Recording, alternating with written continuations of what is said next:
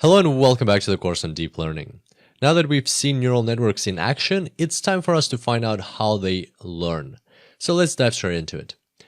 There are two fundamentally different approaches to getting a program to do what you want it to do. One is hard-coded coding, where you actually tell the program specific rules and what outcomes you want, and you just guide it throughout the whole way, and you account for all the possible options that the program has to deal with. On the other hand, you have neural networks where you create a facility for the program to be able to understand what it needs to do on its own. So you basically create this neural network where you provide it inputs, you tell it what you want as outputs, and then you let it figure everything out on its own. Two fundamentally different approaches, and that is something to keep in mind as we go through these tutorials. Our goal is to create this network which then learns on its own. We're going to avoid trying to put in the rules. And a good example that I can give you right now is, this will come further in the course, but it's just a very visual example. For instance, how do you distinguish between a dog and a cat?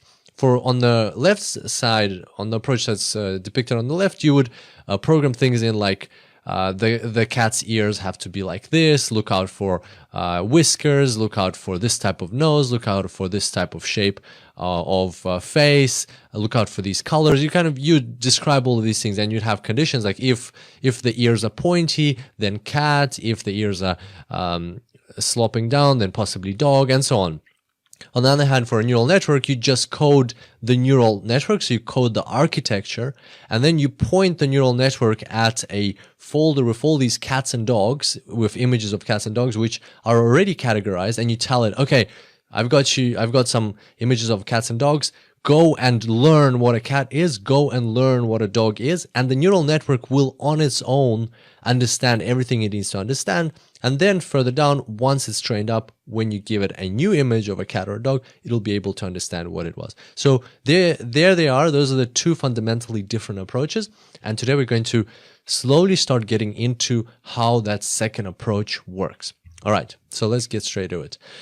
Here we have a very basic neural network with a one layer. This is called a single layer feed-forward neural network, and it is also called a perceptron. Now, before we proceed, one thing that we do need to adjust is that output value. Right now, you can see that it's just a Y. We need to put a Y hat in there, and the reason for that is usually Y stands for the actual value, and that's what we're going to be using. So Y is going to be the actual value, which we see in reality. Output value is the predicted value by the algorithm, by the neural network. Y hat is the output value, basically. That's the denomination for the output value. And the perceptron was first invented in 1957 by Frank Rosenblatt. And his whole idea was to create something that can actually learn and adjust itself. And this is what we're going to be looking at now. So we've got our perceptron. Let's see how our perceptron learns. So let's say we have some input values that have been supplied to the perceptron or basically to our neural network. Then the activation function is applied. We have an output, and now we're going to plot the output on a chart. So there it is, our output Y hat. Now, what we need to do is, in order to be able to learn, we need to compare the output value to the actual value that we want the neural network to get, right? And that is the value Y. And so if we plot it here, you'll see that there's a bit of a difference. Now we're going to calculate a function called the cost function. It's calculated as 1/2 of the difference, of the squared difference between the actual value and the output value. Now there are many ways you can come up with a cost function. There are many different cost functions that you can use. This is probably the most commonly used cost function, and why it is specifically this function that we use, we'll find out further down when we're talking about gradient descent. But for now, we're just going to agree that this is the cost function. And basically what the cost function is telling us is what is the error that you have in your prediction. And our goal is to minimize the cost function, because the lower the cost function, the closer the Y hat is to Y. Okay, so as long as we agree on that, let's proceed. So basically from here, what happens is there's our cost function. And from here, what happens is now we're going to, once we've compared, now we're going to feed this information back into the neural network. So there we go. There's the information going back into the neural network, and it goes to the weights, and the weights get updated.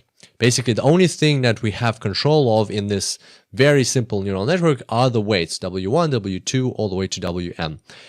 And our goal is to minimize the cost function, so all we can do is update the weight.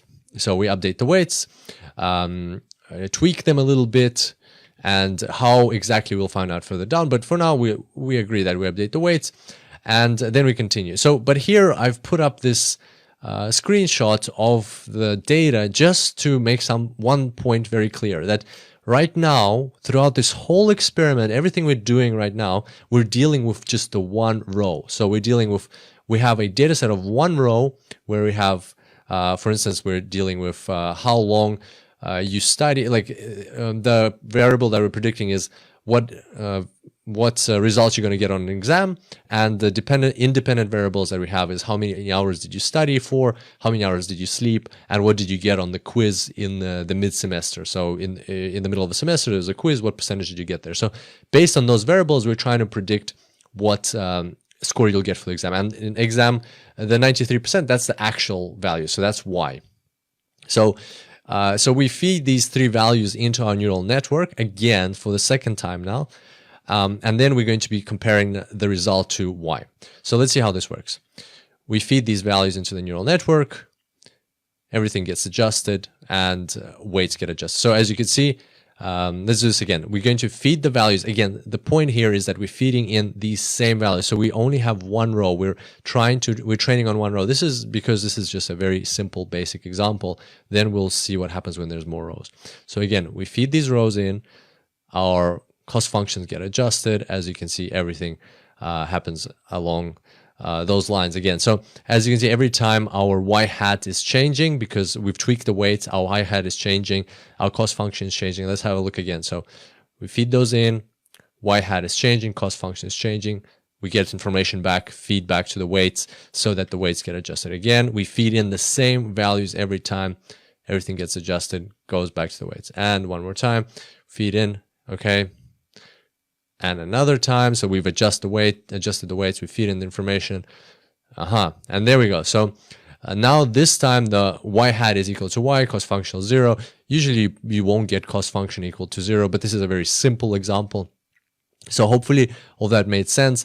Every time we feed in exactly that same row, because just in this case we're just dealing with that one row, into our neural network, where then the values get multiplied by the weights, the activation function is applied, we get Y hat is compared to Y, then we see how the cost function has changed, feed that information back into the neural network, and adjust the weights again.